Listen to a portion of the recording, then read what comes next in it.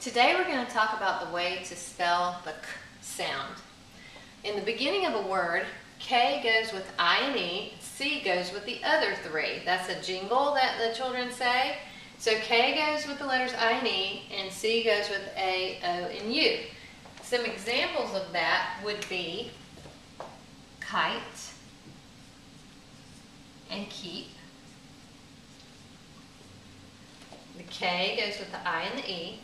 And then also we have cat, cot, cup, and longer words like camp and cottage, and so on.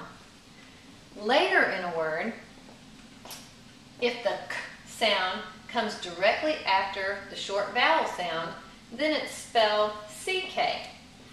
And any other time it's spelled K. For example, in the word truck, the k sound comes directly after the short vowel sound, so it's spelled CK. In the word duck, it comes directly after the short vowel sound. In the word tack. Now, if you have a long sound, for instance, in the word take, then it would be a K. Or in the word steak, it would be a K. In the word tank, because there's an N in between, and so it's not directly after the sound, and so it would be a K.